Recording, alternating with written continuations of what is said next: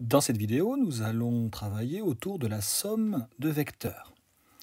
Donc, nous considérons 3 points du plan et nous avons vu en activité que nous pouvions enchaîner 2 translations à la suite l'une de l'autre.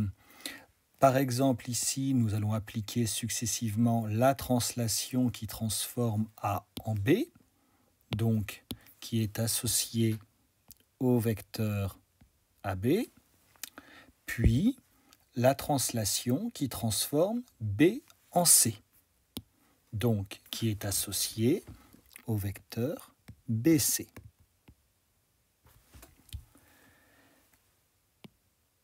Et regardons le trajet de notre point A.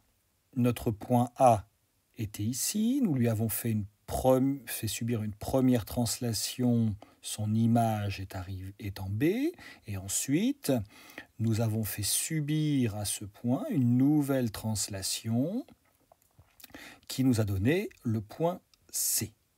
Eh bien, appliquer successivement ces 2 translations revient à appliquer une seule translation, la translation qui transforme le point A en C, qui est donc représenté par le vecteur AC. On dit que le vecteur AC est la somme des 2 vecteurs AB et BC, puisqu'on les a appliqués successivement, et cela se note sous la forme d'une somme. Donc, le vecteur AC est égal au vecteur AB plus le vecteur BC. Et cette égalité, elle porte un nom d'un mathématicien français. C'est ce qu'on appelle la relation de Chasles. Ce mot est à connaître puisque nous allons l'utiliser de manière très usuelle. 2 petites remarques. Tout d'abord, pour appliquer la relation de Chasles, il faut forcément avoir une somme de 2 vecteurs. On verra que c'est très important.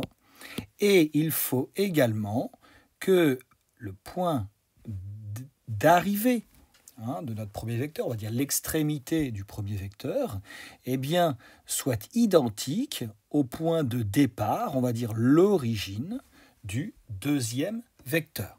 Autrement dit, il faut absolument qu'on ait le même point de part et d'autre de notre signe plus pour pouvoir appliquer notre relation de Chasles. Voyons cela sur un exemple. Donc nous avons une figure constituée d'un rectangle ABCD de centre I et nous voudrions construire le point G tel que le vecteur CG est égal au vecteur AB plus le vecteur AD plus le vecteur CI. Qu'est-ce que cela signifie ?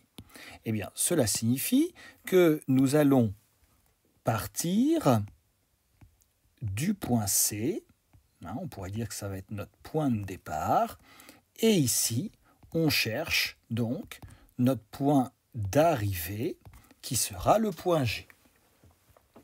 Nous sommes donc à notre point de départ, le point C. Hop, je le note ici. Eh bien, nous allons lui appliquer successivement, nous voyons la somme, donc successivement 3 translations. Donc la première translation, c'est la translation de vecteur AB. Donc le vecteur AB, on voit qu'on va faire une translation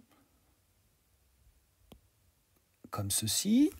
Donc, à partir du point C, voilà, nous allons appliquer la translation, donc de vecteur AB.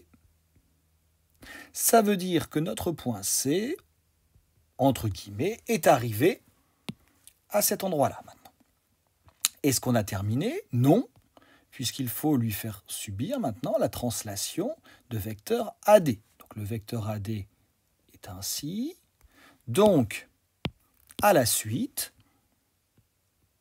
nous allons mettre le vecteur AD. On peut dire qu'on le met à la queue leu. A-t-on fini ? Ben non, puisque maintenant, il faut appliquer la translation de vecteur CI. Donc le vecteur CI est ainsi. Donc nous allons appliquer cette translation encore à la queue leu. Voilà. Nous arrivons donc ici. A-t-on encore une translation à appliquer? Eh bien non, nous avons appliqué successivement nos 3 translations. On est donc arrivé à notre point d'arrivée, qui est donc eh bien, le point G. Alors, une propriété, si nous avons un parallélogramme ABDC, on va se servir de notre figure ici, donc ABDC est un parallélogramme, eh bien nous pouvons affirmer que le vecteur AB plus le vecteur AC, vous voyez qu'ici on ne les a pas mis à la queue leu, mais qu'ils ont la même origine, eh bien si nous additionnons deux vecteurs AB et AC de même origine, eh bien leur somme est égale au vecteur AD qui représente la diagonale du parallélogramme issu de A. Évidemment, la propriété est formulée en si et seulement si, ce qui signifie que la réciproque est vraie. C'est-à-dire que si le vecteur AB plus le vecteur AC est égal au vecteur AD, eh bien cela implique que ABDC est un parallélogramme. Alors, cette règle est tout particulièrement utilisée en physique pour faire la somme, par exemple, de deux vecteurs qui représentent deux forces. Imaginons qu'on a un objet ici, on lui fait subir une première force représentée par le vecteur AB et une deuxième force représentée par le vecteur AC. Eh bien, ces deux forces vertes combinées vont nous donner la force rouge. Nous allons démontrer cette propriété. Donc, ABDC est un parallélogramme. Nous avions vu dans la précédente séquence, si et seulement si, eh bien, le vecteur AB est égal au vecteur CD. Si et seulement si, eh bien, dans cette égalité, eh bien, nous pouvons ajouter le vecteur AC de chaque côté. Donc ça nous fait le vecteur AB plus le vecteur AC. Dans l'autre membre de l'égalité, nous allons donc avoir le vecteur AC plus le vecteur CD. Et ici, eh bien, que reconnaît-on? Eh bien, on voit qu'on a fait la somme de deux vecteurs et on a l'extrémité du premier vecteur qui correspond à l'origine du deuxième vecteur. C'est donc une application de la relation de Schall qui nous dit que le vecteur AC plus le vecteur CD est égal au vecteur AD. Et donc, nous avons bien démontré notre propriété, vecteur AB plus vecteur AC égale au vecteur AD, si et seulement si, eh bien, ABDC est un parallélogramme. Une propriété admise que nous avons vue dans l'activité, dans une base orthonormée, le fait qu'elle soit orthonormée n'est pas obligatoire. Ça marche dans n'importe quelle base, mais c'est vrai que, comme nous allons souvent travailler dans des bases orthonormées, on peut préciser qu'on est dans une base orthonormée. Ce n'est pas obligatoire, je le rappelle. Donc, on considère deux vecteurs. Alors, le premier vecteur U de coordonnées x, y, le deuxième vecteur V de coordonnées x', y'. Eh bien, si nous additionnons les deux vecteurs U et V, eh bien, le vecteur somme, le vecteur U plus V, eh bien, tout simplement, ces coordonnées, eh bien, ça va être la somme pour la première coordonnée des deux premières coordonnées des vecteurs U et V et la somme